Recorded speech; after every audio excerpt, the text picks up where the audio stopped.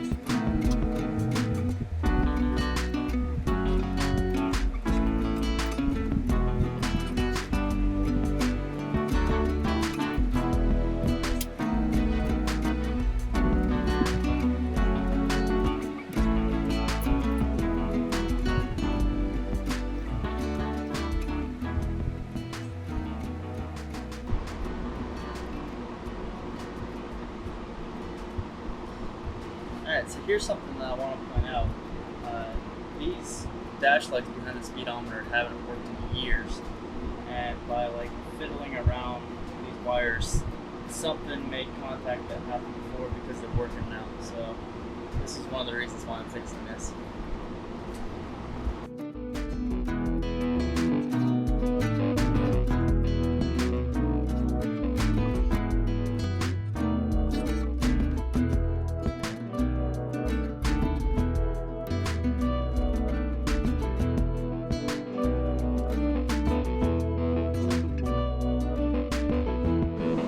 Okay, so I've already ran into a problem. So I'm trying to take my ignition switch out.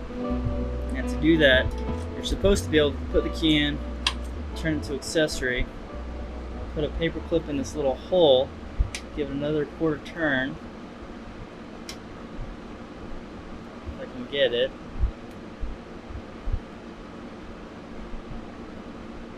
Give it another quarter turn, and now it's supposed to pull out.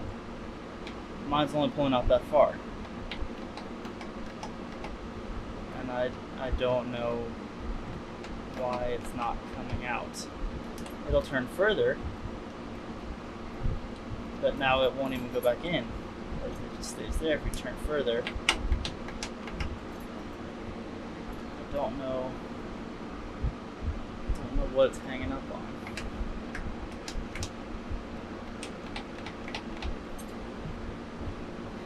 So yeah, that's my frustration. This is not what I expected the hang up on this project to be.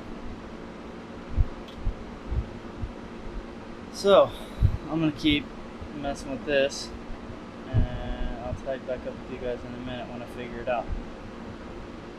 Alright, so I was about to call it a day and give up because I was so frustrated with that ignition switch that didn't want to come out.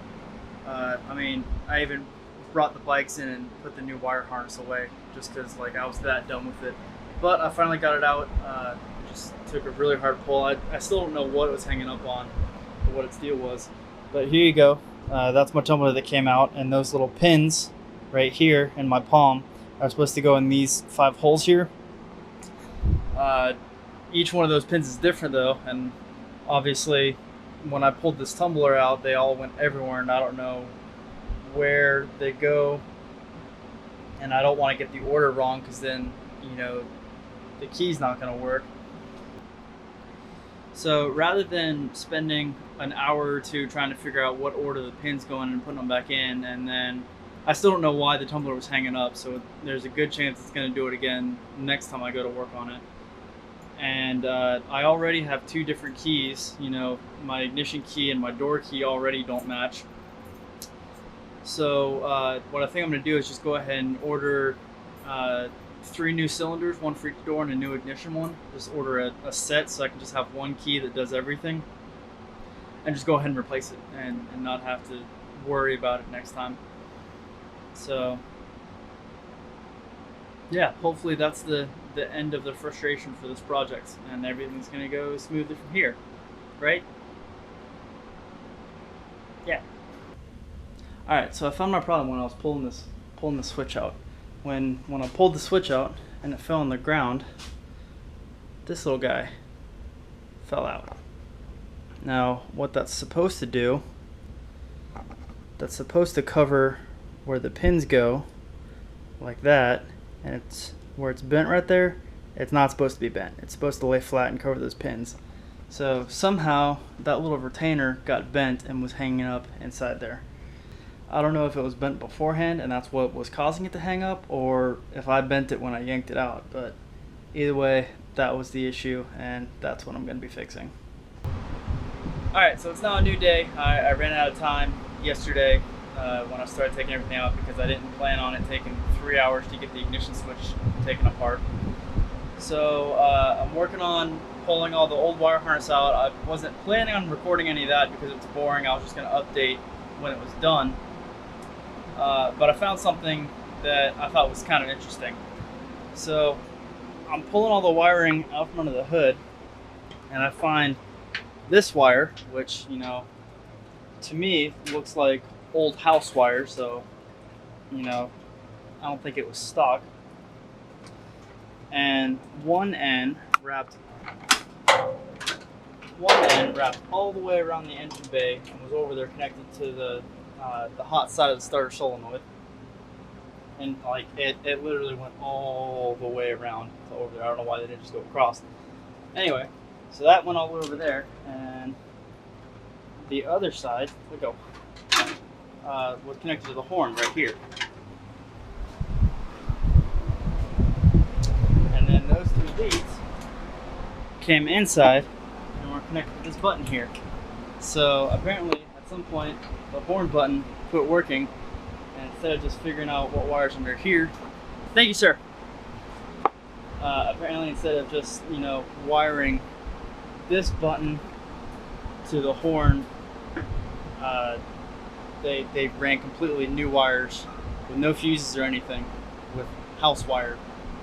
So yeah, that's another reason why I'm glad I'm getting all of this fixed now, so I don't have to worry about any of that hackery.